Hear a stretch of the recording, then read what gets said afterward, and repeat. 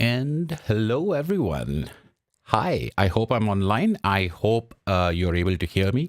I hope you're able to hear me through both the left and the right channel, which is a problem I've seen to have before. Glad to see people already in the chat. Hi, hello, everyone.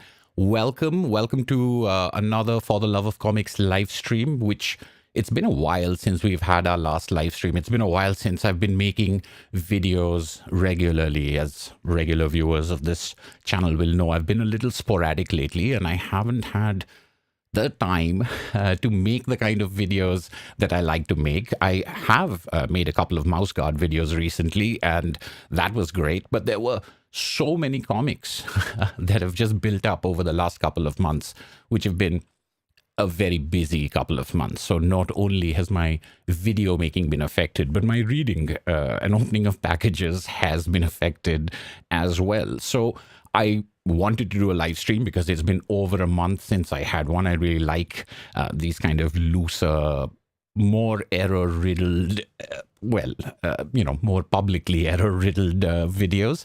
And I thought it would be a good idea to talk about some of the comics that I have received in the last couple of months. These aren't all of them. I think I'll have to actually break this into 2 or 3 different kinds of episodes if I feel like doing more of these recent arrival kind of videos. I usually like to do videos after I have read through things and thought about them quite a lot. But in the absence of such a meaty video, I have a couple of written and planned, or half written and half planned. But in the absence of one of those, I thought maybe for once I could be forgiven for talking about a bunch of comics that I haven't actually read. And that's like my first disclaimer or caveat about this video. But before getting into all that, I just want to say hi to everyone in the chat. I'm going to see if I can get a read on this properly. We've got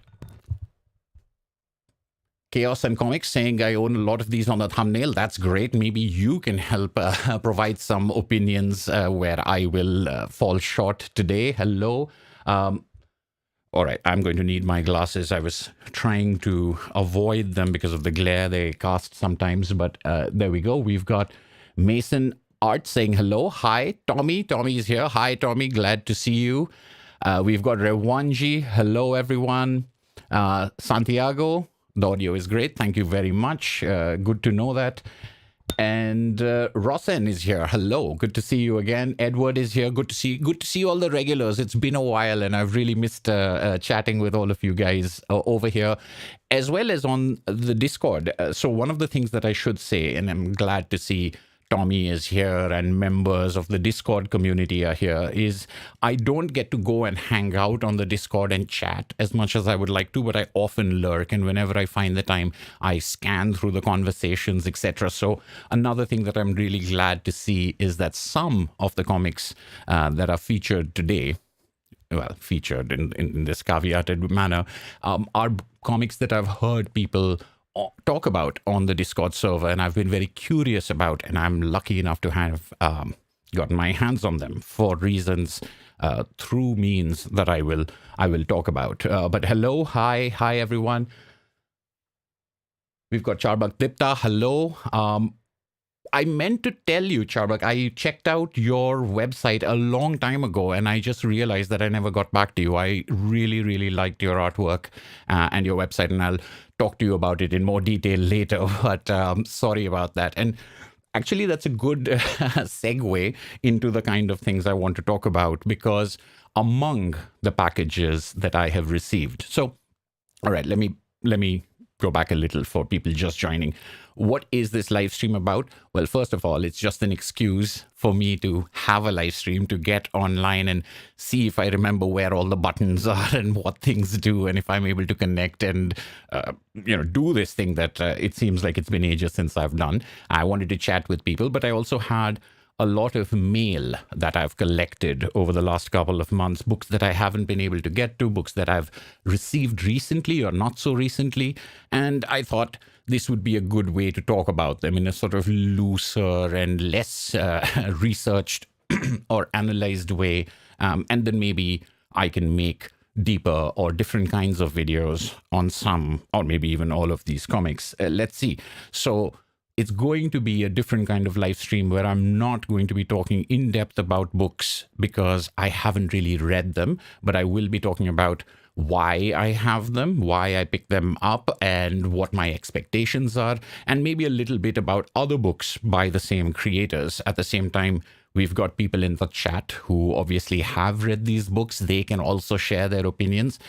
I'm a bit of a spoiler baby, but I think most people are very respectful, and there is a little bit of spoilage that goes into recommending things. So it really depends on what your tolerance is. I will not obviously be in a position to spoil most of the books, although I have read a couple of them.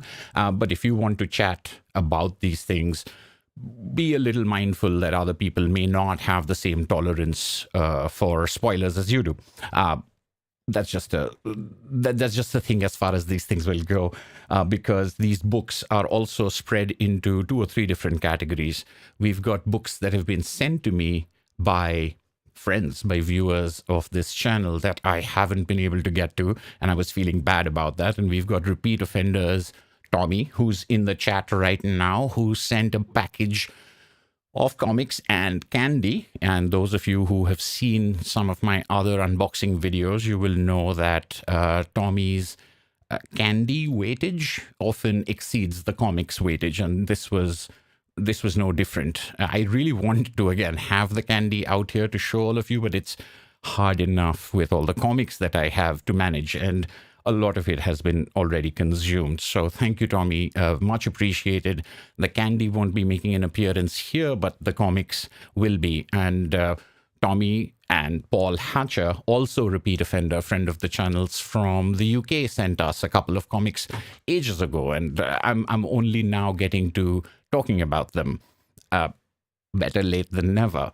And then there are comics that I've purchased myself, comics that I've been interested in, comics that I've been looking forward to, and haven't, as I was saying, necessarily gotten to sink my teeth into. There's also a third category, and sometimes people send me comics that they've created. And this is something that I think about as the greatest unexpected offshoot of having this channel, to have writers and artists who are working on stuff send me their work to say, what do you think of this? And is just fantastic. And especially because I make no promises as to being able to talk about any of these, or even if I'm ever going to read them, if I'm ever going to be able to get to them. I have no commitments as far as that's concerned. And while on a couple of occasions I have gotten books from publishers, and that has been fantastic as well, there's something really special about comics creators sending you their works. So I try as often as possible to talk about some of these, especially the ones that really stand out to me. I try to mention them and try to give them a little bit of whatever spotlight can be afforded on this tiny channel, but I can't make any promises and I can't commit to that. And obviously, if I don't like something, those of you who watch this channel know that if I don't like something, I don't necessarily make a video about why I don't like it. I think it's a lot of energy for me to make a video and a lot of effort, and I'd really like to put it into something. So I'll talk about something if I like it. If I don't like it, I won't. But I do feel sometimes a little bad because when people get in touch with me, like a couple of the comics that I have over here, sometimes they're sending me comics from Australia, they're sending me comics from the UK, from Europe, from the United States. And I know how much shipping costs, and I feel bad because it's an expensive thing to do, to send somebody books, international. I live in India, for those of you who don't know. So to send comics, to send books to India is not cheap. And I'll see, even when friends send me comics, I'll see the postage, I'll see how much it costs them to send me that. And I'm always aghast. So I feel doubly bad if I'm never able to mention things. But again, I'm very chaotic. I don't have a very planned schedule. There's a lot going on that I don't do the best job managing my hobbies when there's all this other stuff going on. So sometimes I don't get to talk about them. I feel bad about it, but there's nothing I can do. But today's live stream, I do want to talk about 2 comics sent to me by their creators. and just briefly give you a glimpse of them. Again, I'm not going to talk about what my opinions on them. Well, that's not true. I'll give you some of my opinions on it, but really for you to take a look at them and see if this is something that interests you and if you want to check them out. So those are the three categories. First category, a couple of comics sent to me by comics creators, one from Houston, Texas, and the other from Baton Rouge, Louisiana. I know Baton Rouge, actually. And then there are the comics sent to me by Tommy and Paul, and then a couple of comics that I've picked up on my own. It seems like a very simple agenda, and the way that I'm briskly getting through this summary makes me think that maybe this will not be that long a live stream, especially because I don't have my opinion to give on things I haven't read. Although, who knows? The live streams tend to get away from me every now and then, so we'll see what kind of a schedule we can keep on this one. Good to see everyone in the chat. Let me just say hello to everyone once again, everyone who's joined since the last hello. Hello, Francesco. There are some recommendations. Keep the recommendations coming. I often come back to the chat of these live streams because there is so much interesting conversation in there. So keep putting your recommendations in there. Put them in the comments. I will get to them. I will look through them. Can we have a collection overview in one of the next posts? Collection overview. I have 16 episodes of shelf tours. My collection, I guess, has grown since then, but a lot of that would have been visible in my videos, in my recent reads and new acquisitions videos or spotlight videos.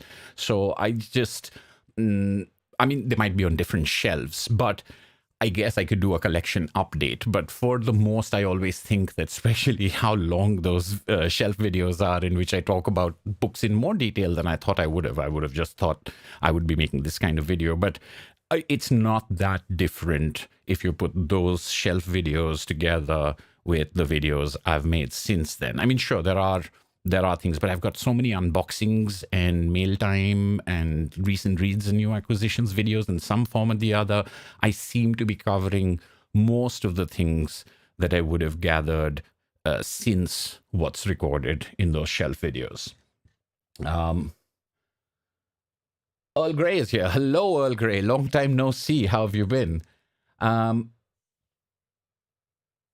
Ashwita has approved of the candy selection from Sweden. Last time, Tommy did send us a lot of licorice, and he said that that's really big in Sweden, and you've got to try licorice. And I was like, okay, let me, I'll always try anything once or twice. But in the past, licorice hasn't been my favorite thing. And that shipment didn't quite change my mind. This shipment does not. I think it had one licorice thing, and it's full of like the other stuff that I really enjoyed from everything else. So the intelligence on on the selection has really sharpened over there. First time on a stream. Glad to have you. Gore Vidal is here. Glad to have you, Gore. Greetings from we've got something from Texas over here. I was saying, I don't know if you joined over there, but there's something over here from Houston. Someone has sent me comics from Houston. Off my shelves is here. Glad to see you. Great to see everyone over here. It has been a while, hasn't it? Well, let's get started. So without further ado, thank you so much. I've got some lovely comments coming in here. Thank you so much. And long may your enjoyment continue, as I always say. So the first couple of packages over here. So this is from, I need my glasses again. Now, I want to make sure, because this is, I think, a nom de guerre. See, I almost said it wrong. Well, here we go.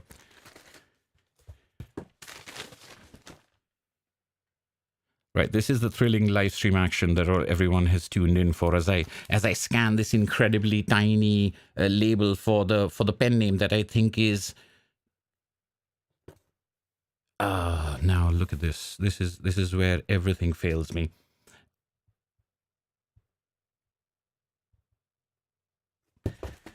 All right. Well, we will open this package, which is a bunch of mini comics from Houston, Texas, if my memory serves me correctly. There is the hashtag resist dystopia, which is a sort of running thing. I've got a couple of different things along with these comics. I've got a bookmark. I've got what looks like a print.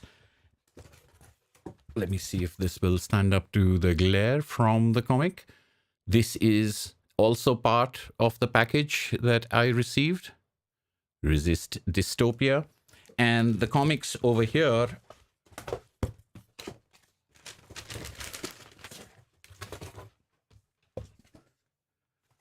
a little postcard. And the comics over here are 8 issues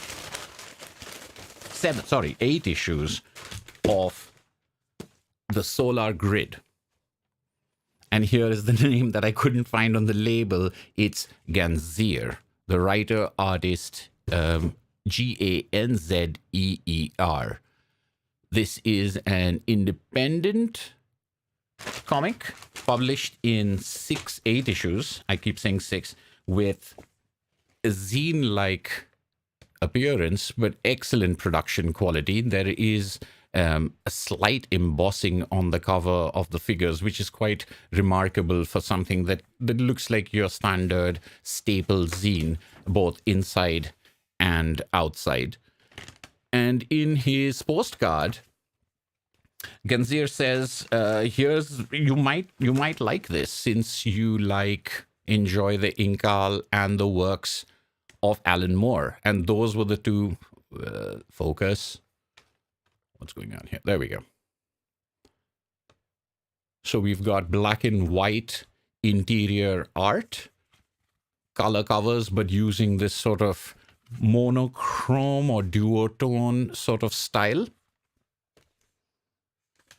And each of these stories contains each of these issues contains not only a chapter of this sci-fi story, The Solar Grid, but also contains backup material from other writers and artists creating works that are either standalone. I think most of them are standalone. I'm trying to remember if anything was a two-parter or continuing, but each of these is therefore a spotlight for not just the writer-artist of the Solar Grid, but also of other artists that they're collaborating with, or whose circuit they might be under. Handsome copies, a very interesting, and this is where I don't want to talk too much about review, because I suppose, let me see if this can, there we go. Just a sample of the art, the layout, and the production tone of this story.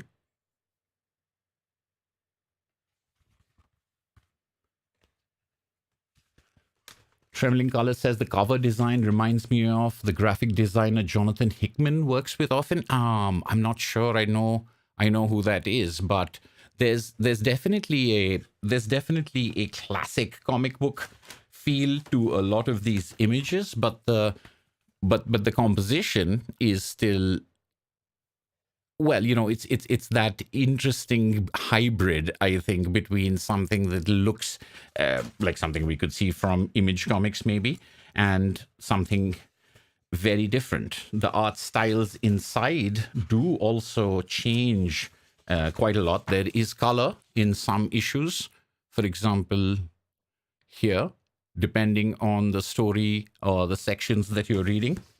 And this just arrived. Someone just reached out to me on Instagram saying, hey, can I spend a lot of money shipping you something that I have written and drawn and produced and manufactured for free, which is just amazing. So thank you so much. Resist Dystopia is the hashtag. Ganzeer is the writer artist out of Houston, Texas, and that is the first package that honestly I received a very long time ago, and just haven't had the opportunity to talk about. So thank you very much for that.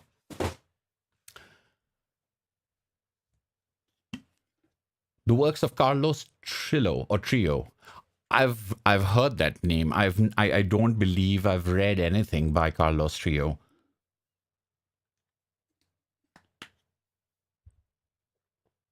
All right, next up, we've got from Baton Rouge, Louisiana, from writer-artist Scott Finch, this beauty.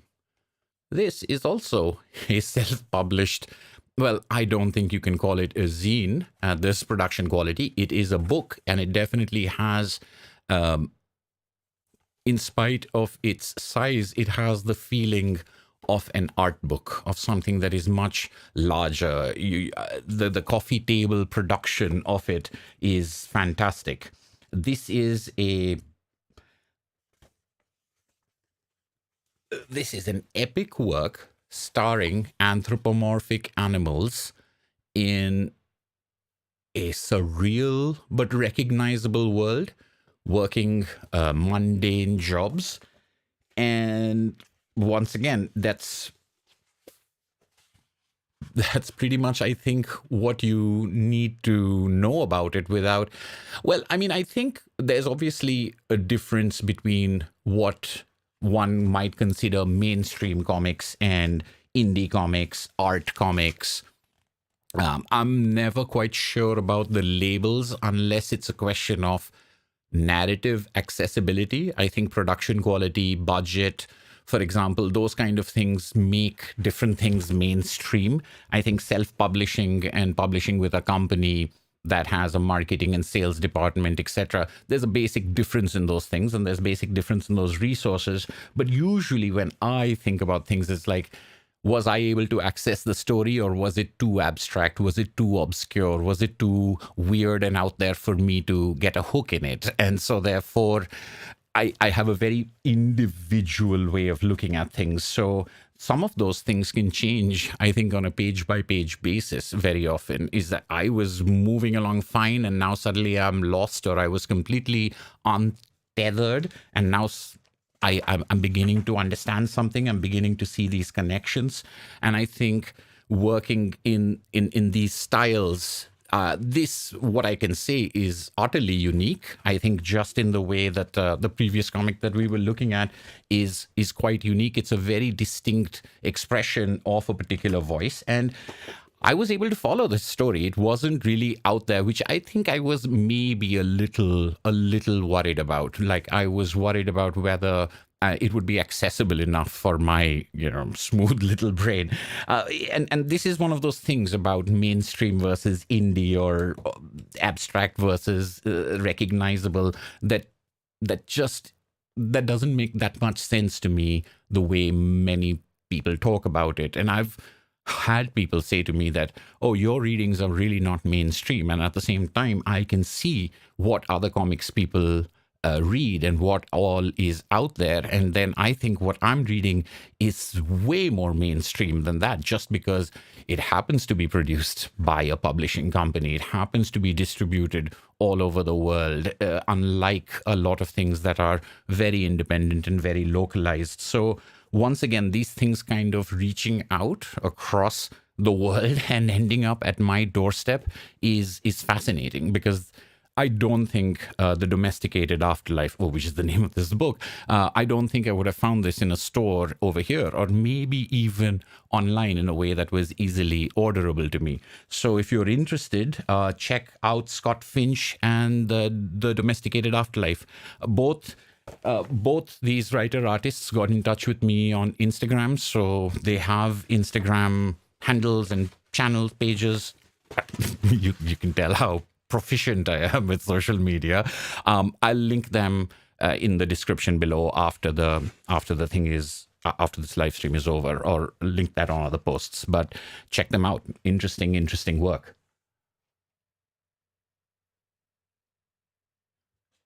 A little like Richard Sala. Yes, I think there's it's a little scratchier, and it's a little more, I don't know, a little bit more stark in some ways. Richard Sala has a way of taking this gothic stuff and making it almost soft and rounded, which is very interesting, because he's got all those jagged lines.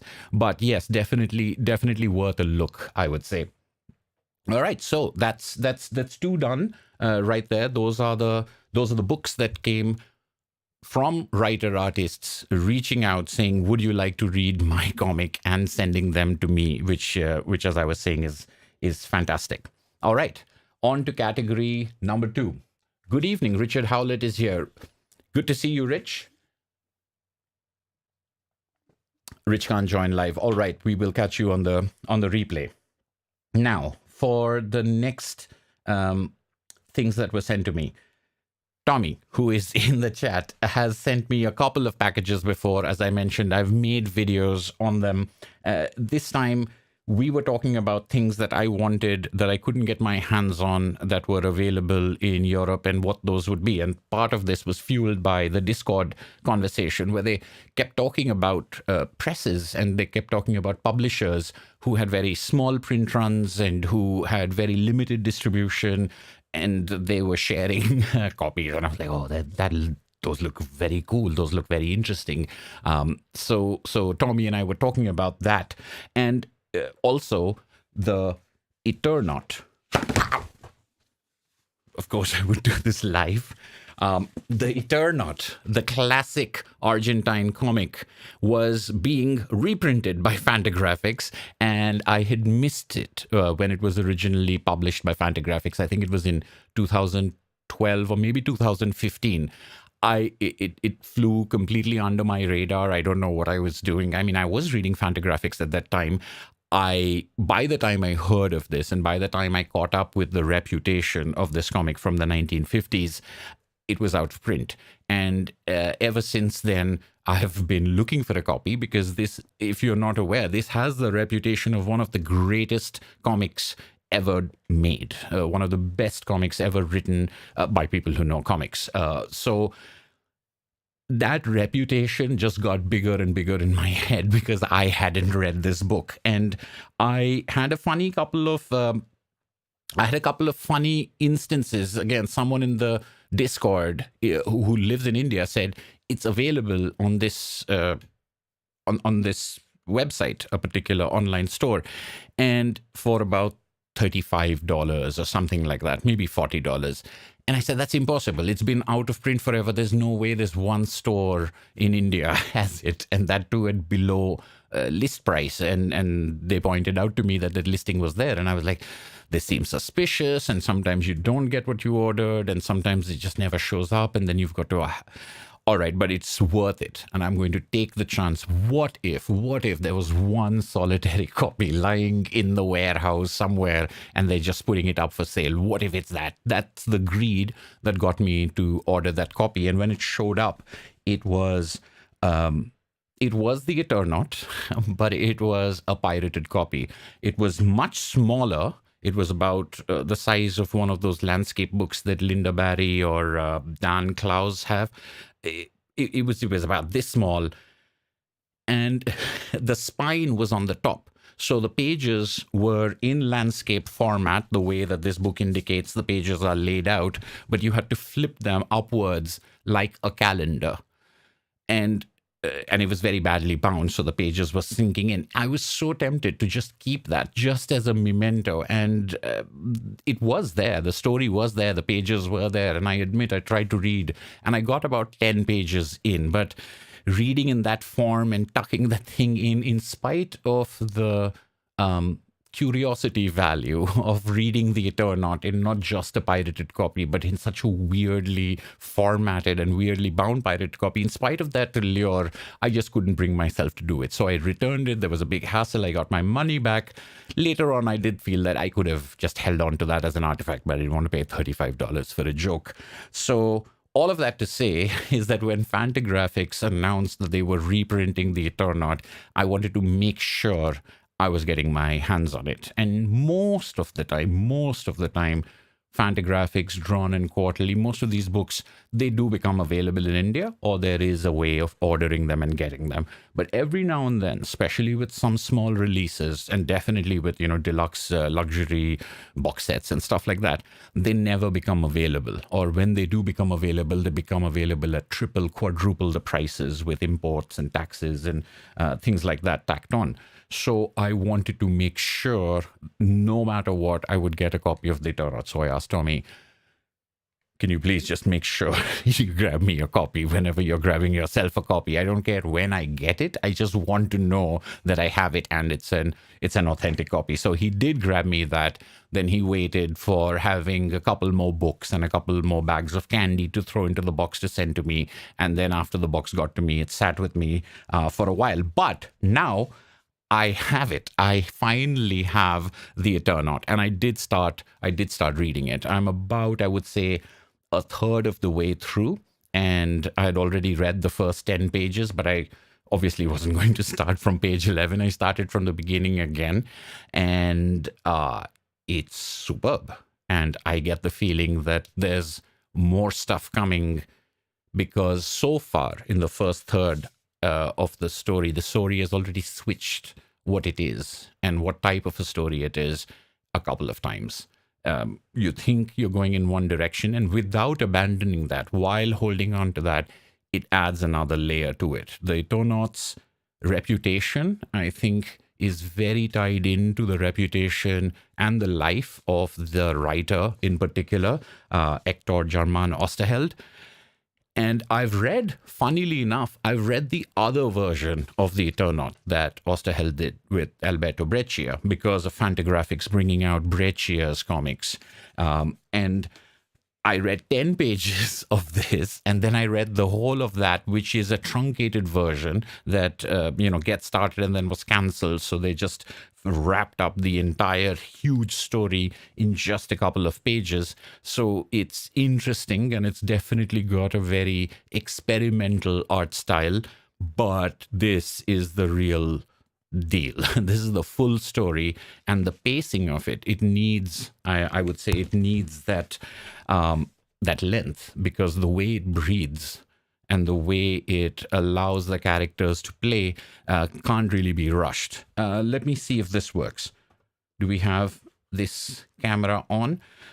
So the first thing about, as I said, the first thing about the Eternaut that I was happy to see was the size. I have seen pictures of it online, and I had obviously that other edition that showed up, but this is much bigger and much heftier than I expected or was thinking of, so which is great. Then you've got this wonderful cover, and this is something I knew about it, and this is something I had seen in photographs and stuff online, but I wanted it, I wanted to experience it for myself. This brown paper, sort of plain, stark cover is a sleeve. It's a sleeve that's open on both sides. And so the book slides out, as it did while I was trying to pick it up, from this in this way, leaving this sort of generic cereal box beauty and now here's where the glare will come in. But this is a Mylar cover with a highly reflective Mylar cover. But that's not the cover either. This Mylar reflective thing is a dust jacket, and the dust jacket comes away to reveal the actual reflective, which is this silver cover. So you've got this Mylar things with the lines. So you've got layers that you're peeling away, and then itself you've got that die cut hole, something you can't access when the Mylar cover is on there, of course, but then through it into the image of the end pages. And then you have the book, which is just gorgeous. You know how there are sometimes things that are built up to a certain level that they are inevitably a disappointment when you encounter them because of the way it's been built up. And then there are those things that live up to it. There are those rare things that exceed even the hype in your head. This, so far, is one of those things that is living up to the hype in my head with a very good chance of exceeding it. And that's because perhaps the hype in my head has been focused on a couple of different things that I've gleaned about this text. Not the plot, but the reputation and the reputation of the author, which is that it is a heavily political, allegorical text.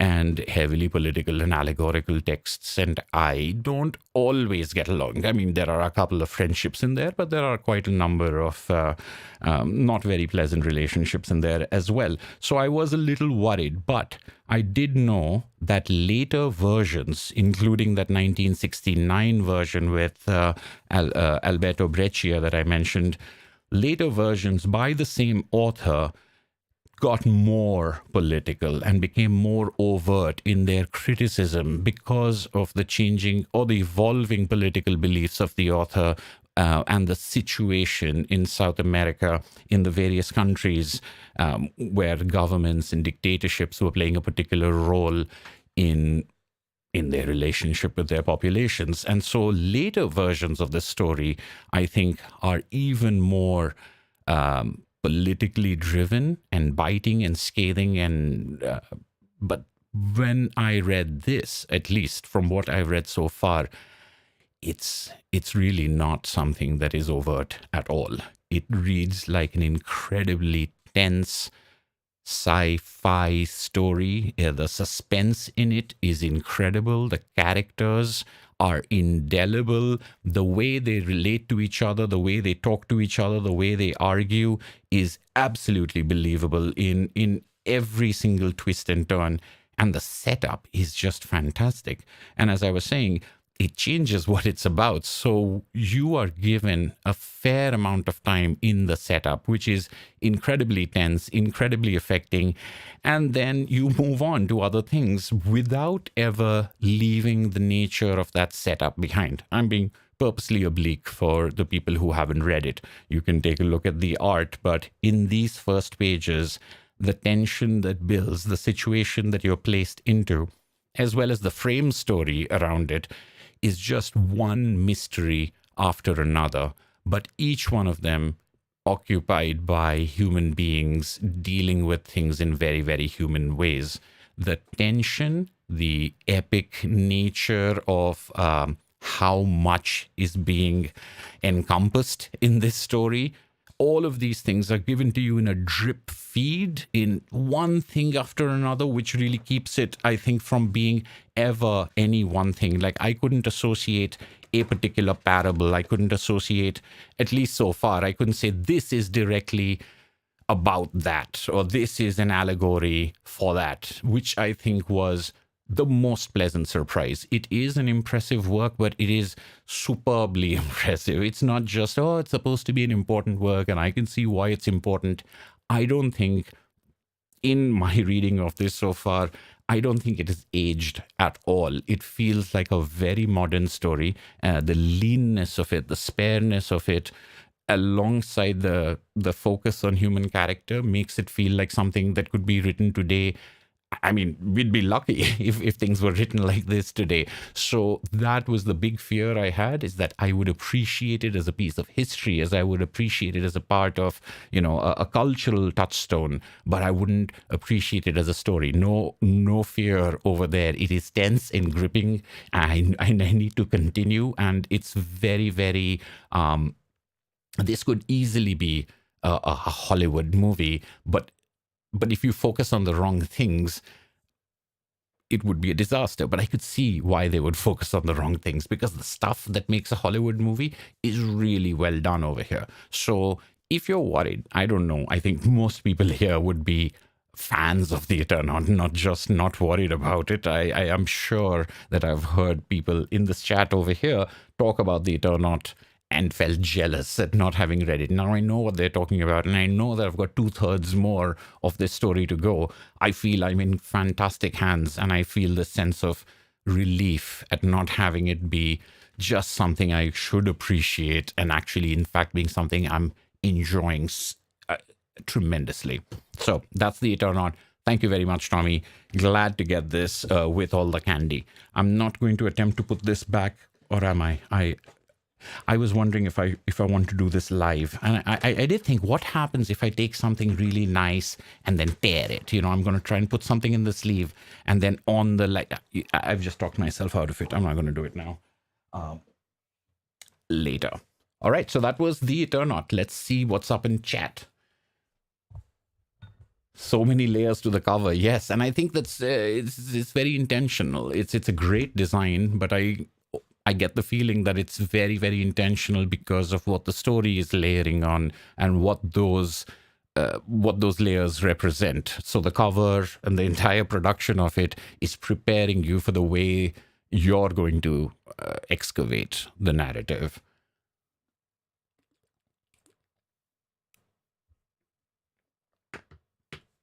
Silver is not a color, but a metallic foil. Good to know. I mean, yeah, now that you say it, I feel silly, but if you can get a crayon that says silver, some part of me is going to think it's a color just because that's the way crayons work in my head. But yeah, I get your point. Yeah, Osterheld. I am incredibly impressed. I talked a little bit about the Life of Che, which is another Osterheld and Breccia collaboration after Mort Cinder and the Eternaut 1969. And I'm just thinking about the other day because someone mentioned that no biography of Che really gets into his faults, etc. And I'd mentioned in my video that biography of Che was definitely a hagiographic account. It wasn't interested in presenting a warts and all picture. It was very, very celebratory, but also very impressionistic because it was done in snatches. And that impressed me because I can't think of how often something that is purely celebratory or something that is purely, wow, this guy was amazing, with no real examination of the darker or critical sides. I don't know how often that would work on me to make me go, oh, that's pretty good writing.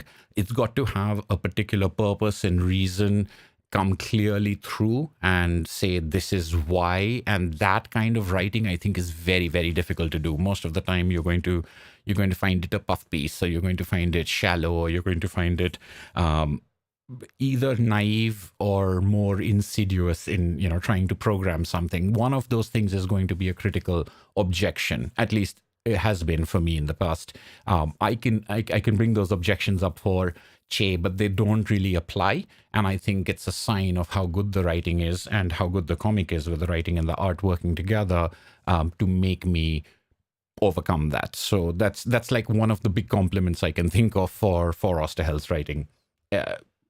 Because it's easy to impress me with things that impress me. It's harder, I think it's more impressive to impress me with things that do not impress me.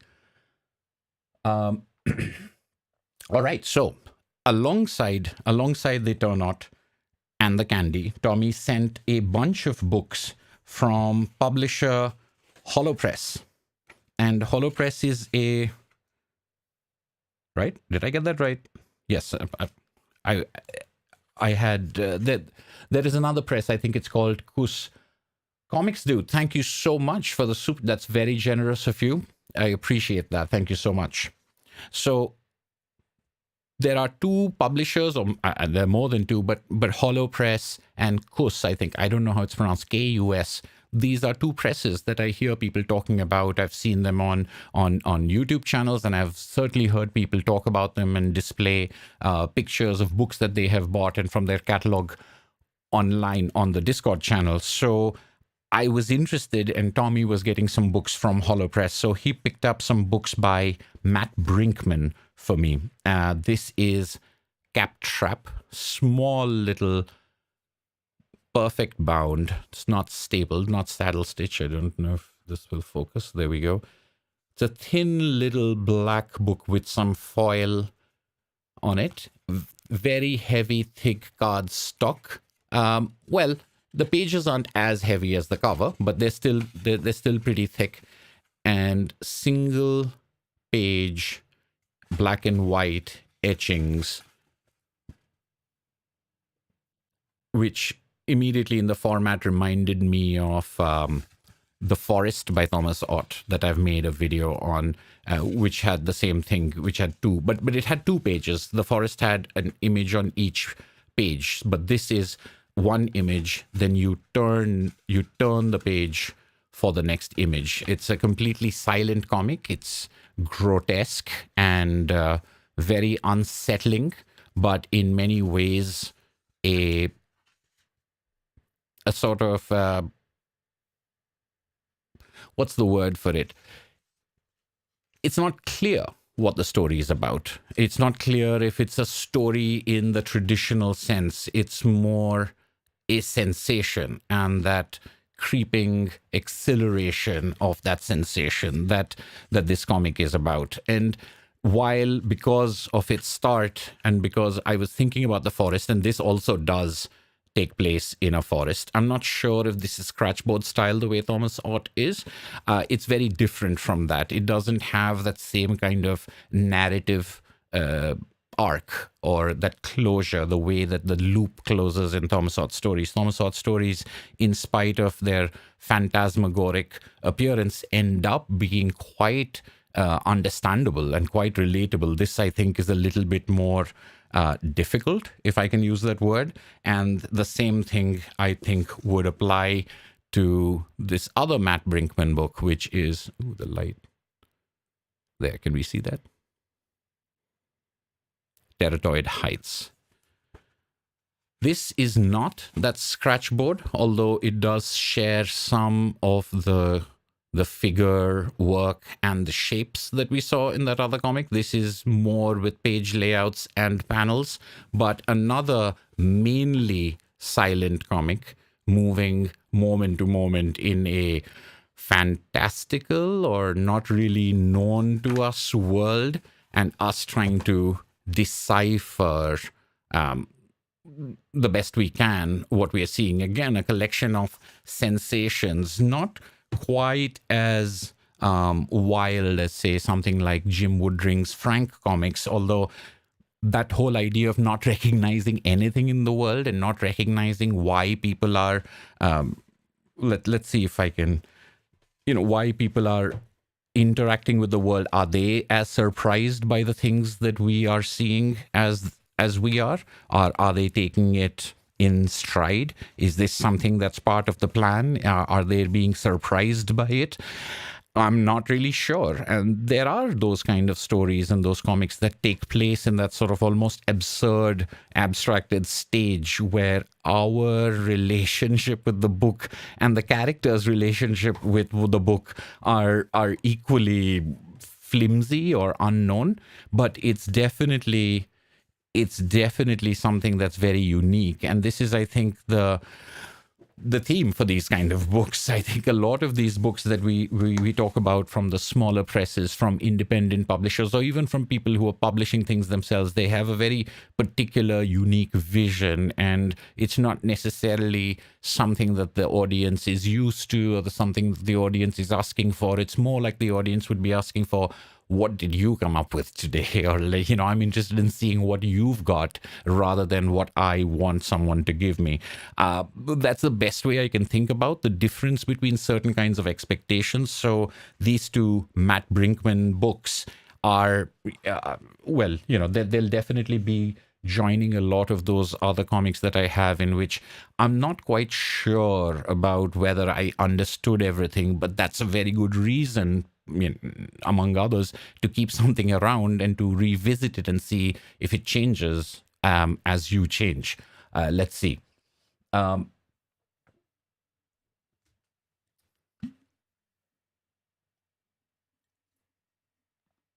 All right, everybody's going to start asking Tommy to send some comics. Of course, only some people get the special treatment.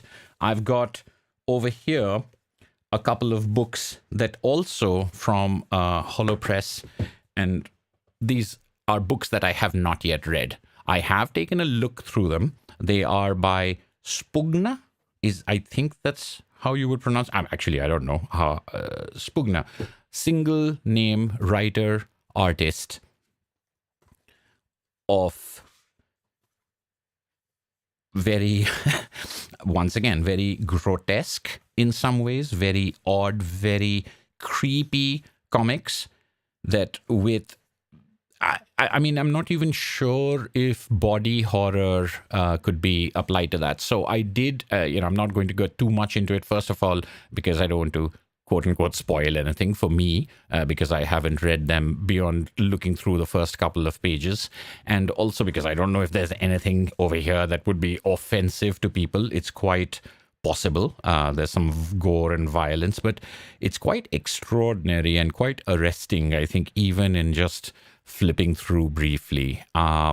There's definitely something here, but it feels like the kind of thing that I really shouldn't just say, this is my opinion on the first couple of pages. It feels like something one has to really engage with. But once again, the reason why I am thankful for these books, for Tommy, is because I wouldn't get them otherwise. I don't think that these would become available around me, and I don't think I would get to see them outside of maybe a picture or two, and that doesn't do justice when it's supposed to be a story, when it's supposed to be turned page to page.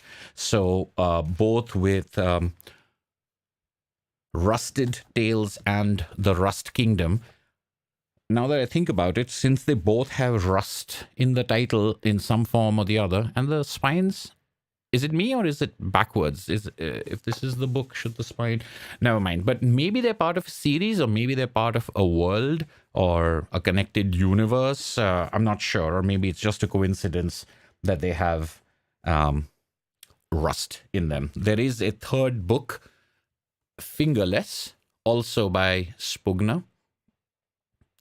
The cover giving you an indication, and this one is also in color, although even Rusted Tales, which I said was a black and white comic, has spots of color and pages with color in it, and interesting color work for sure. But yes, Spugner and Matt Brinkman, two artists from Hollow Press that I'm looking forward to sinking my teeth into, getting to know more about and becoming more familiar with. I don't know if you have read it, Tommy. I don't know. Did you read these? Does anyone else have they read? What are their opinions on Spugner, and what are your opinions on Matt Brinkman? Matt Brinkman is someone I've heard people talk about, and I can. I'm trying to remember if I have seen him in some anthology, But yeah, this is more for my education and edification and learning more about what is out there in the world of comics. All right, so that was these books from Hollow Press.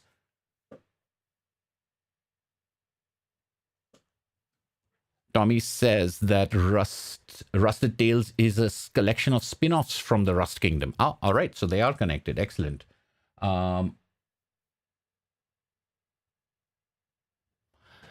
Yeah, Rewanji, let me know what you thought if you check them out. If anyone has read them, let me know what you thought of them. I'm definitely going to be taking a look. All right, so that was Tommy's batch from Paul Hatcher in Northampton in the UK. This time, he's also sent me a number of boxes in the past. My very first mail time unboxing whatever video from someone was from Paul, and I had another one most recently at the end of last year. I think it was called Ending 2021 with a big box of comics. That big box of comics was all from Paul. So he sent me lots and lots of comics in the past. This time, just a couple. Extinct, issue 1 and issue 2, which are reprints of comics from the Golden Age. Apparently, this series didn't run for more than, I'm trying to find the center of the screen, didn't run. So these are kind of the comics that these stories are extracted from. It apparently didn't run for more than 2 issues. And Paul, in his usual note, says that's a pity because these are absolutely mental. And they are, as evidenced by this cowboy was against the Nazi flag, etc. And I've never, let's put them here. I'm guessing that there's not going to be anything from the Golden Age that's going to be NSFW. But so here you have the table of contents of stories that come from various places, and then Golden Age, the Golden Age of comics. I'm not very familiar with the Golden Age comics outside of like the superhero comics of that time, but I do know, and I've heard about, and even in this letter Paul mentions people like Hank Fletcher, people doing very weird and out there stuff, although maybe no one's as out there as Hank Fletcher, but people doing much stranger and much less of what we would think of as mainstream as kind of mainstream comics. And Paul is very interested in older comics and the kind of things they had in them, cultural insensitivities and all, but the kind of vision of either their society or of what entertainment is, or future, or science fiction, horror. It tells you about, it tells you a lot about people. But sometimes in reading some of these stories, you've got to wonder, does it really, or is it just someone seeing what they can throw and what will stick and just putting everything out there? These are not necessarily great comics. I know that there is an appreciation for some of these things, as Paul asks me in his note, have you ever thought of doing a so bad they're good top 10 list of comics or something like that? And it's an interesting question, but I know a lot of people who talk about movies and talk about comics with that kind of phrasing, so bad it's good, or it's so terrible that it's so enjoyable. I admit I've never quite been one of those people. I've never understood so bad it's good. Usually the things that I would say are so bad it's good are just good in different ways. Bad things usually strike me as bad, but that's not to say that I don't enjoy camp or I don't enjoy unintentional humor or unintentional things. Those things I think are different. I wouldn't call them bad necessarily. They might not get to what they intended, but the final product can still be, for me, classified as good. Maybe that's just a way of me semantically extricating myself from that argument or conversation.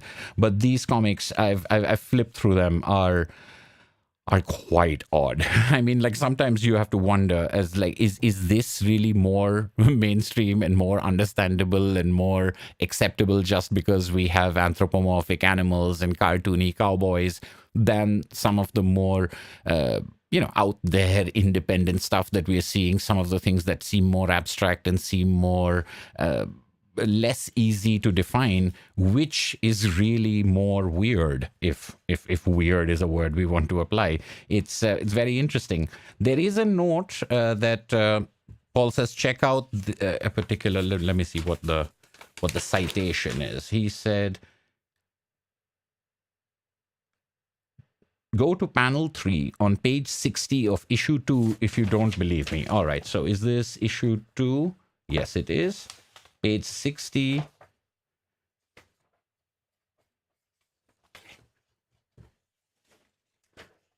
All right, so there's this woman. She's on some sort of spree over here. But page 60, panel 3. Oh, okay. She just buries that hatchet into the skull of that little baby. Thank you, Paul. Thank you very much for that. I appreciate these comics. I am going to take a closer look at this. I don't know if I'll ever get to being so bad it's good type of guy, but I can certainly try with samples like this. So thanks once again. Right. So that was category 2. Everything that came from other people. Friends of this channel, not just the writers and artists. Anything in the comments that I have missed? Edward is making the latest page of his comic right now. And then there is Golden Age. I'm not very familiar with the censorship and things like that around comics. I know that the Comics Code Authority and as a reaction to Wortham, etc., was a self-imposed censorship. So I know that was a way of insulating, but I'm not sure which are pre-code and which are post-code kind of comics over here. I don't know if we're talking about pre-code comics, for example, or the underground comics that decided not to go with the Comics Code Authority. I don't know very much about that part of history, except for what little I've gleaned one way or the other. But it'll be interesting to find out. Okay, so that was that. So now we're on to the final stage of our live stream. I think this is going really well. I think it's going very fast. I haven't wasted any time at all.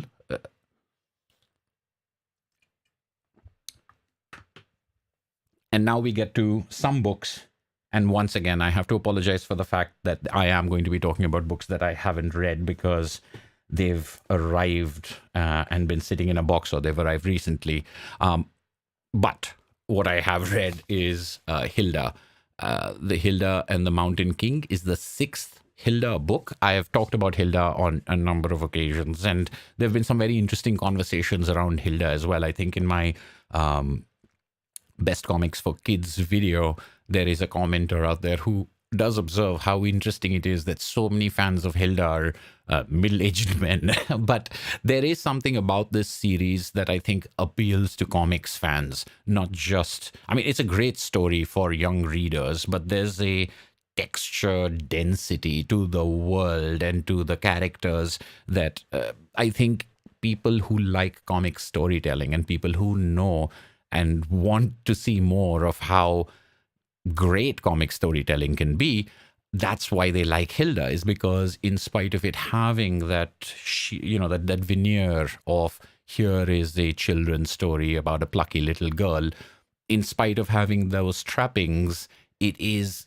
a really, really well told comic story. It uses comics vocabulary and syntax and things like that effortlessly, which I think a lot of children's comics do. Actually, I've talked about that on a number of occasions. And from Nobrow, Flying Eye books at Nobrow, these continue to be handsome, slim hardcover albums. My favorite format is a slim hardcover, as I say over and over again.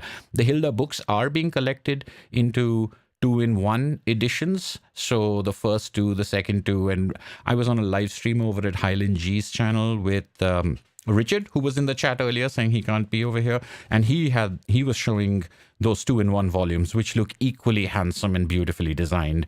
They've got this kind of slash cover. I've been getting Hilda since the first book was in a small zine type of format before they switched to the hard covers even. So by the time I had 4-5 of these albums, I wasn't going to double dip on the double album. So I knew I was getting the sixth album as the standalone, even though the fifth and the sixth will be put together as one volume. And the fifth volume, the one before this, the Stone Forest, Hilda and the Stone Forest, ended on a cliffhanger. It ended that story and that adventure, but something happened at the end of it, and this picks up immediately after that. So that's the first time I've seen those books go, with a cliffhanger that needs to be resolved in the next one. They usually have a new status quo at the end of it. And this is perhaps the most complex, the most dark. I wouldn't say dark, but it's definitely the most serious of all of the Hilda stories, while still being quite funny, quite silly. It has and it has, as I was saying, it has incredible density. That this story introduces new characters, it introduces new rules, but they all blend perfectly into everything that has been established before. And the themes in this story, as well as the motifs and the actions, harken all the way back to the first adventure. There are things that happened over there that make a repeat appearance over here in a new context. And that, I think, is one of the most beautiful things I've seen in children's comic book storytelling, where that first issue story and that second story and that third story all have payoffs in this story, but not just payoffs because they didn't pay off in that story. They were fine there, but this story takes them and gives you a new dimension to it and adds something else. And the end of the story feels, I don't know what Luke Pearson has planned, but it feels like it could be the last Hilda story. And I'd be fine with it. It's a great ending. I'd be fine with it continuing as well. But this really does give a good kind of closure and a new balance to the world of Hilda. So I was really happy to get this, but this came out in 2019. I guess I was busy in 2020 and 2021, so it shows you how behind I am. But the book before that had come out in 2016. So since 2016, I waited a couple of years and I kind of knew this had come out. I forgot to get it. Now I've got it. And I'm happy, except for this stupid Netflix sticker over here. If I can't help but think that if I'd gotten it just when it came out, I wouldn't have this stupid sticker. And it's one of those things. I don't like movie and others. I usually don't like stickers, but price stickers, etc., they tend to be removable. These things about the tie-in stuff, you can try to remove them. I mean, if I was a stamp collector, I would use steam or immersion in water. You can't do that with a book, of course. So, I mean, I would try to remove it, but sometimes they tear the paper underneath, and then you end up with an ugly scar on your cover, etc. It's a small little thing. It shouldn't really be that big a deal. But I'm not a fan of these things, and it blemishes what is a beautiful cover, in my opinion. So I'll see if I can maybe get a little scorer or something like that and get it off without damaging the book. But other than that Netflix one, I have read this book. Excellent book. All the Hilda books are excellent books. This one is particularly good for longtime fans and readers of the entire series. Really fantastic stuff. Except for that sticker. Hello, people joining us just now. Comic Crack is here.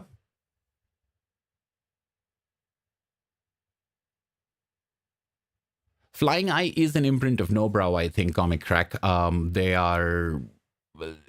been Nobrow, Flying Eye / Nobrow in everything that I see. So I think it's the same thing. Stickers are the worst, Earl Grey. I agree with you. And I like the stickers that are very easily peelable off. But this one, it's like bumping into the spine. So I just get the feeling that there's no air pocket I'll be able to take advantage of. There was one thing interesting. I don't like any kinds of stickers. So even when something wins an award and then they put a sticker on it saying it's an award winner, I don't like it.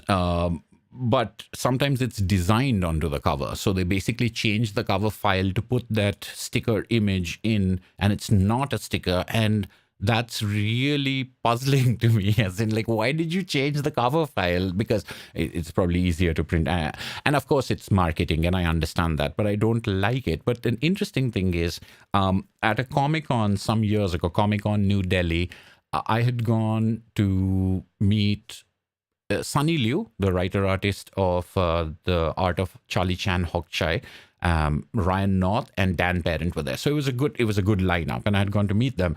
Now, I had a copy of the art of Charlie Chan Hock-Chai, but my friend who had recently read that book, or he just recently bought that book, he sent me his copy to get that signed by Sunny Liu as well. So I had my edition and my friend's edition. My friend's edition was a later edition, and I had a sticker, and it wasn't a sticker, it was printed on saying Eisner winner, because the art of Charlie Chan Hock-Chai won a couple of Eisners. So it said Eisner winner for. And so then I had both those books, and he signed my book, and then he saw my friend's book, and he saw that on the cover, and he just like, he lit up. He's like, oh, that's so cool. And then he was kind of rubbing it, and he saw that it's printed on the cover, and he said, oh, that's great, because unlike a sticker, it's not going to get dirty and get, all yucky around the edges. So I was like, well, there you go. I have one opinion, but it makes somebody else that happy. So I guess, I guess each to his own. But I wish I didn't have it. My next book, Treasure of the Black Swan, by Paco Roca and Guillermo Corral. I have not read anything by Guillermo Corral. I'm obviously picking up this book purely on the basis of Paco Roca. But from what I understand, Paco Roca is only the artist of this book, and it's written by Guillermo Corral. Paco Roca being an artist is fine by me. I think I've talked about Paco Roca a couple of times now. There was a video I made last year called Artists I Love Discovering More Of in 2021. Yes, that was 21, wasn't it? Who even knows? But yes, in that video, I talked about Alberto Breccia, Simon Hanselman, And I talked about Paco Roca because apart from Wrinkles, all the other Paco Roca I read was in 2021. And this reminds me, again, just glancing at the first few pages and going through it, perhaps because of the men in suits and ties, this reminds me of the ambience of Winter of the Cartoonist, a period Paco Roca piece that I really enjoyed.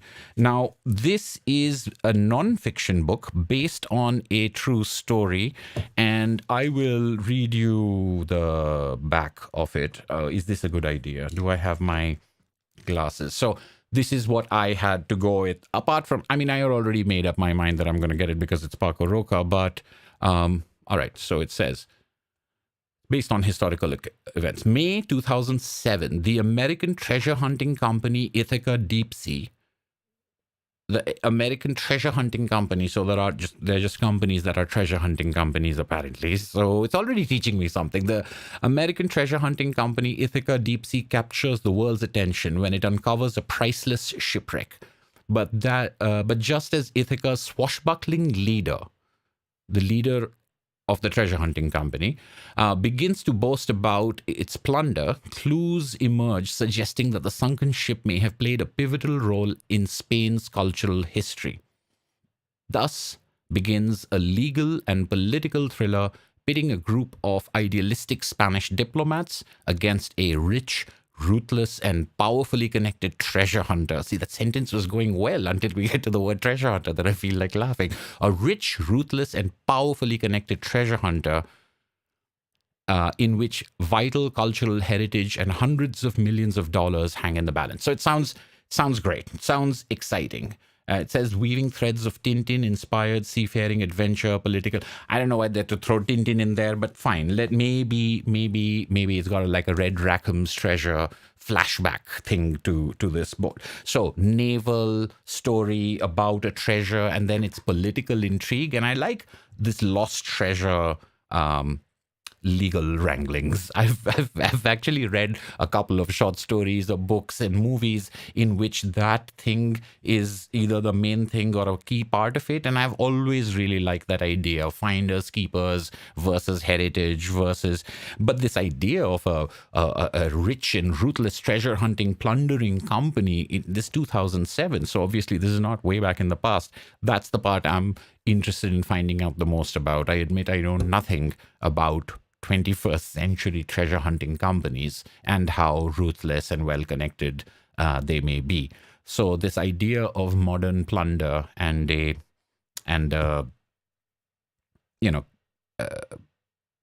battle against diplomatic, cultural, history, heritage sounds great. Sounds fantastic. Also from Fantagraphics, impeccably produced as always.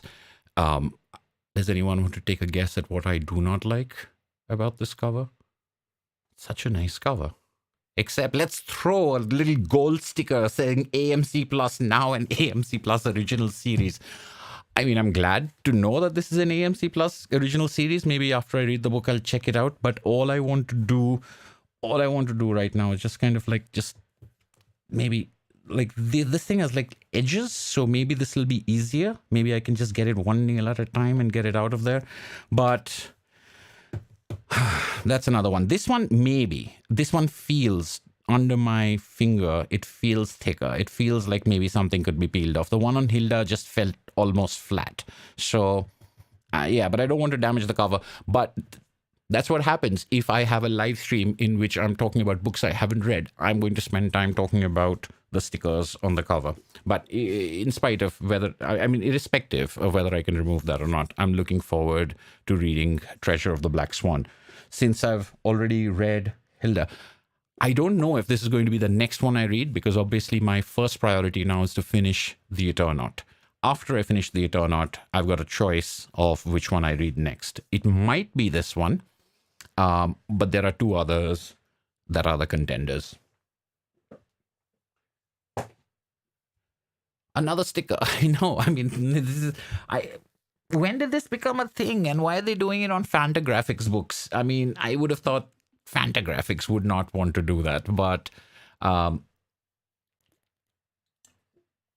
both in Fantagraphics and I think I talked about it in another live stream, both in Fantagraphics and Drawn and Quarterly books, I think um, they've sometimes had, I'm thinking about Seth's Palookaville, the hardcover ones, similar to what Habibi has, which is like that paper stripe over the back cover, which contains the ISBN information, etc. So you don't put the barcode or other, price and other things like that.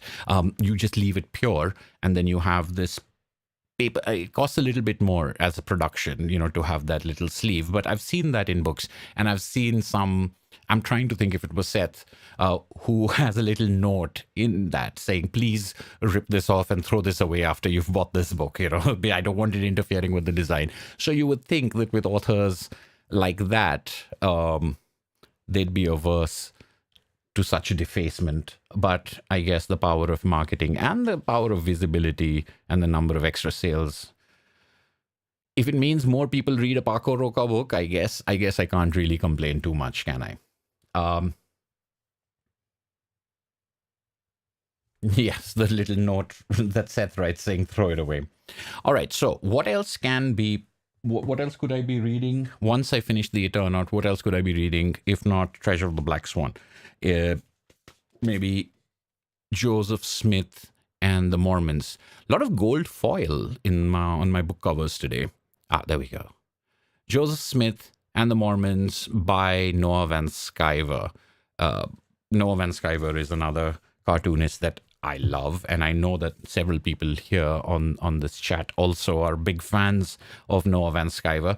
There are some Noah Van Sciver books that I haven't read. I found out by going through his because I don't think his comics, his mini comics, they've never made their way over here, and I didn't know about them. The first Noah Van Sciver book I read was The Hypo, which was his first full length, quote unquote, graphic novel. The Hypo was about Abraham Lincoln. It was a biography, and I thought it was excellent. I actually mentioned that in one of my first ever recent reads video. I think the Abraham Lincoln story. Since then, I've read One Dirty Tree. I read that book that he illustrated, although he didn't write, which was the biography of the Grateful Dead, and of course his magnum opus Fante Bukowski. There are a couple of books that I'm missing, and a more recent book after this one that he's released that I have not yet gotten. But I'm just now getting my hands on this, so you can, I'm behind. What can I say? But this is. Again, I haven't read this book, but I have followed this book online. For those of you who do not know, Noah Van Sciver has a channel, a YouTube channel, which I think is a great channel. He does some fantastic interviews. He gives you a nice behind the scenes. It's very, it's like us, it's like all of us who are here. It's like our kind of channel. It's not a super produced channel. It's just someone who loves comics talking about comics, and he talks about his comics collection. And on that channel, he has often had process of him drafting, and what has seemed to me to be an extremely laborious project. It says at the back of this book that a decade in the making, and so he's been working on this for 10 years.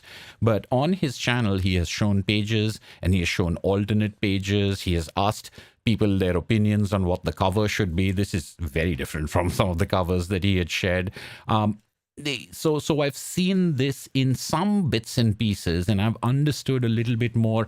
And honestly, this is one of the first times, or maybe the only times in my life, that I've got some insight into something that is being made before reading it. I'm not usually whether it's movies or books or video games, I don't usually want to know how the sausage is being made until after I've read the book. And then maybe if something really interests me, I might want to go in and look at that. This is one of those few cases, and just because I like his YouTube channel and I watch the stuff he puts out there, this is one of the few times where I've seen him, and then he'll say something like, I don't know if this page is working, I'll just do another one. So he just throws out an entire page, and he's mentioned that and done that. So I can just imagine how many cut scenes, how many deleted scenes, how many alternate scenes there are in his DVD box set for this. But I'm looking forward to reading this, apart from the fact that this is written by Noah Van Sciver, written and drawn by Noah Van Sciver. I would say that this may not have appealed to me. I may not have had an interest in the Mormons or Joseph Smith or the founding of it. But because of the talent involved, this has often been the case. I'm not interested in a particular biography, but I'm interested in the writer-artist. And I think that happened with Louis Reel, where because I discovered Chester Brown and I'd read some Chester Brown, I saw that he had a biography of Louis Reel.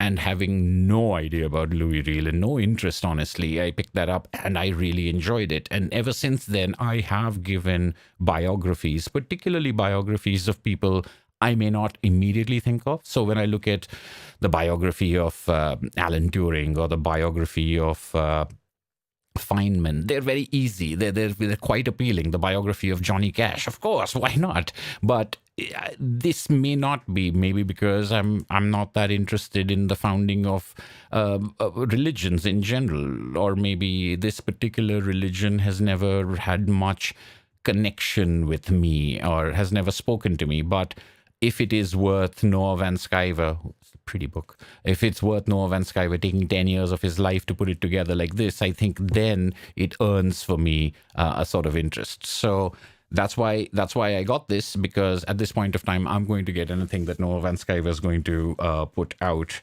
And this is a very handsome book. This is not what I was expecting. So I'll try and see if you can get an impression. It's got this lovely rust color. It's got this gold foil. It's got a ribbon, which I always like. It's got this yellow orange. I wouldn't call it a bleed. I don't think it's a bleed because it's not coming from inside the page. It's a sort of gilt edged, but it's not gold. It's not foil. It's not shiny. But sure, bleed. It's an orange color. Very beautifully, I think, designed and color coordinated. And the cover is it's soft. It's like those baby bath books. That's not the way the back cover or the spine is. It's just the front cover. It's just within this, but it's got I suppose a Bible or a holy book sort of feel to it. It's not quite all the way around. It's only on the front cover. So, but I have not I don't think I've encountered any book that has this podgy little give on the front cover. It's quite pleasurable. I'm just going to keep... Right, that's the other thing you get if I have a live stream in which I haven't read the books. I'm going to talk about stickers and I'm just going to spend some time squeezing the cover. Thrilling YouTube work here. Thank you. But yes, Joseph Smith and the Mormons. I'm very interested because of the creator. Handsome volume. They're off to a good start. It looks great. It's fantastically produced. And I've got a little bit of an idea of it. So let's see if it ends up being like... Louis Reel and those other biographies that I've enjoyed, and or like other Noah Van Sciver that I've enjoyed.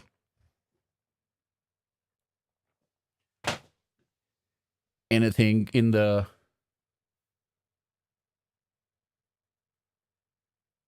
Right, so Comic Crack is saying the subject matter. Yeah, that's one of those things though, you know, I think I've always, and maybe it started when I was younger, the realization. I used to read these spy novels and these thriller, World War II thrillers, etc., Alistair MacLean stuff. And I read a story, and I think they were by the same author, and I read a story that was about spies in Amsterdam. And then I read a story that was about spies who were all members of a circus. And the spies in Amsterdam stuff was just... like, I'm not interested in that. It's just a guy in a suit and, you know, two pretty women. And I was like, I'm interested in that circus story in which the strong man and the lion tamer and all these people have different skills and they travel across Europe and they're actually spies. But the circus story was really not very interesting, and it wasn't very entertaining in spite of its incredible promise and premise to 11-year-old me. And that, you know, boring like traditional spy and beautiful woman story ended up being a thriller, an absolute crackerjack sort of spy story. So I was just like, man, it doesn't depend on the subject matter sounding interesting. It just depends on how well they wrote it. I mean, that was my epiphany. So I try to put myself into, you know, I'm going to read this. So it's the same thing that happened with Box Brown, where I read Tetris because I love Tetris and I wanted to know about Tetris. And then Box Brown had a book on Andre the Giant, and I have no interest in professional wrestling, but I figured that I will read it because of the writer, and it ended up being a superb book. And although I'm still not a fan of professional wrestling, I think Box Brown in particular has done a very good job getting me to understand. I think between the Andy Kaufman book, which also features wrestling in a very prominent way, between the Andy Kaufman book that Box Brown did and Andre the Giant, between those two, I have a better understanding of wrestling. I have a better understanding of what it is and why it is and when it is, things like that. So the more I find, the more not confident, but the more examples I have. So because I can rattle off a couple of examples of where I had no interest in the subject matter and it ended up being a work that really spoke to me and really made an impression on me, the next time I'm more likely to take that jump. But yes, I honestly will say that if it hadn't been Noah Van Sciver, I don't think I would have been picking up a book with that title. Power running out? Is it my power running out? Are we talking about my energy levels, or is it on a laptop somewhere?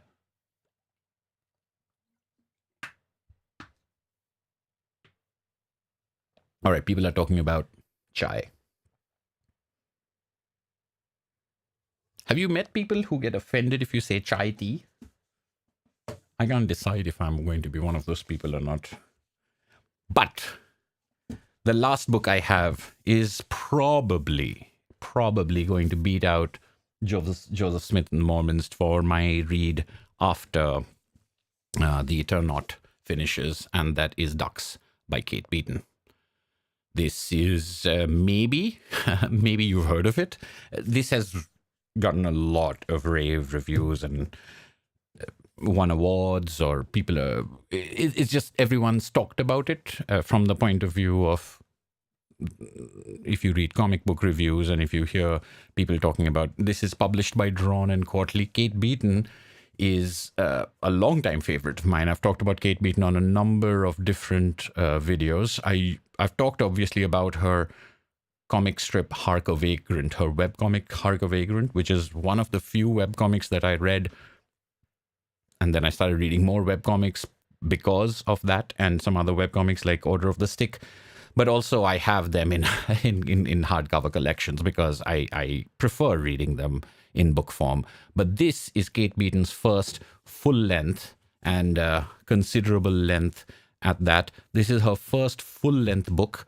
Her webcomic are, single page gags collected together. So Hark a Vagrant and Step Aside Pops are the 2 volumes. And of course you can go to harkavagrant.com and read her stuff. So I've been a fan of hers for a very long time. I often use her cartooning in conversations and arguments where people talk to me about cartoon art, and where they try to say, okay, this depiction of Superman is good art, and this thing that you're showing me is bad art because the nose and the chin. And I say, well, that's not really the point. Let's look at Kate Beaton and let's look at the humor in this panel. And that's my lecture presentation. She's the person I talk about who's like someone whose expressiveness is incredible, and how her writing and her art put that expressiveness across to the reader, I have found extremely entertaining, but also extremely adroit. Very good comics storytelling.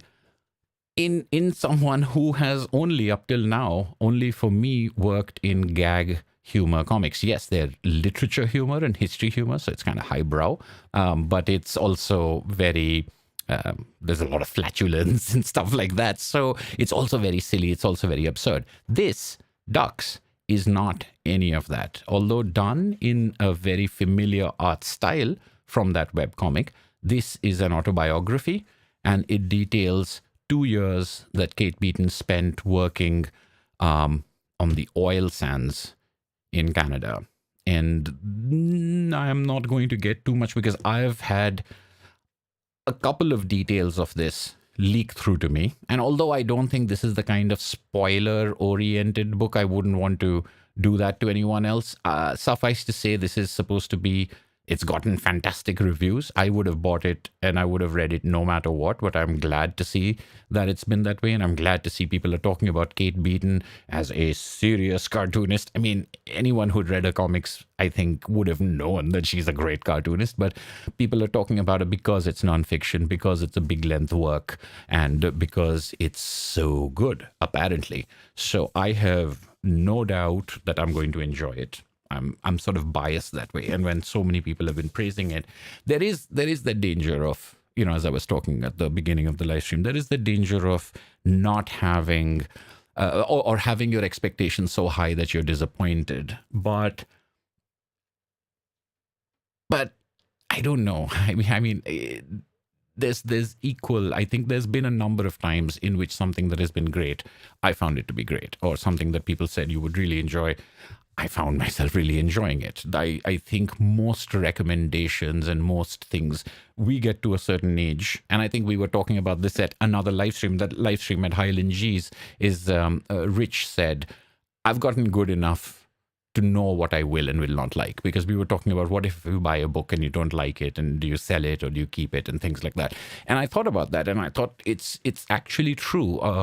As the years go on, I buy fewer books that I end up not liking. I mean, there's something, even if I keep myself spoiler free, and even if I take that approach, I still figure out who I trust, who I don't trust. Now, I may have variations within the same favorite of mine. Some book of theirs might not be as good as some other book, but it's a relative comparison. I get the sense that I'm in good hands with someone.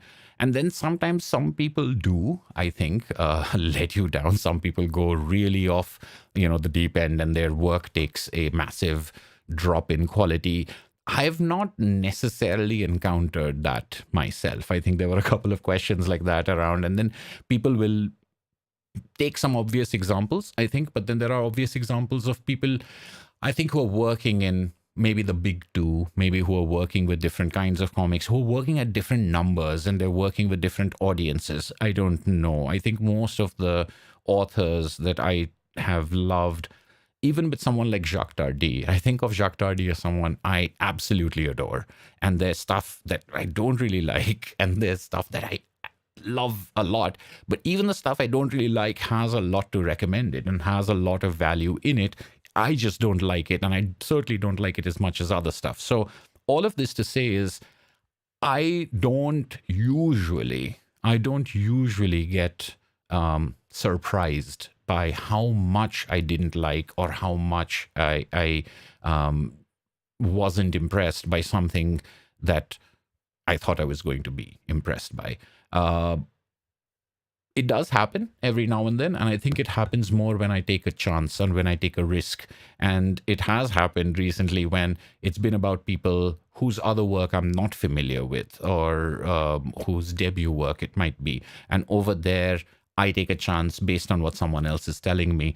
But I don't think that's going to be the case for Ducks. I have a very, very good feeling that I will enjoy this book. I get the feeling that this will be a book that will be on the end of year lists if it isn't already, and it might be up for awards and stuff like that. That's just the feeling I get from the way it's being talked about. And I want to read it before any of that happens so people don't think I'm jumping on the bandwagon. But even now, I do have the sense that, wow, a lot of people have loved this book. So what if I don't? Nah, it's Kate Beaton. I'm pretty sure I will. So yeah, that's what I have. Those are all the comics that I've got. I think I'm going to finish the Eternaut, then I'm going to get onto Ducks, then I'm going to get into Joseph Mormon. I might dip into some of these other smaller comics, and some of these indie comics and some of these smaller zines. They're quite easy to read, and well, they're easy to get through in one way, whether you understood and whether you process them the way that they ideally should be, I don't know. But because of their size, they're good to have between larger reads like that, which is probably the way I'll go. So yeah, that's it. That's all I have for this live stream. I don't know if there are any questions that I've missed. If someone wants to highlight anything for me. Almost no one I know drinks tea unless it is iced tea. Well, a lot of people drink tea here in India. made chai into a specific spice drink. Yes. Chai tea. Yeah, that's what we're talking about. No, I'm just wondering if you knew people who get livid if you say chai tea and just say, "Oh, you don't know. Let me explain to you the etymology and the redundancy of the phrase." All right. I guess we're not talking about comics anymore, but thank you so much, everyone, for joining this live stream. It's, as I said, it's been a while, but I'm glad to see that I got through it without any major mishaps. I will, I think, be making videos on some of these books, and I already think I want to group a couple of them together or have with others. And as I mentioned, I have got other new comics. I've got a bunch of single issues that I think I'll maybe do a separate video on. But until the next video, thank you so much for watching. This has been For the Love of Comics.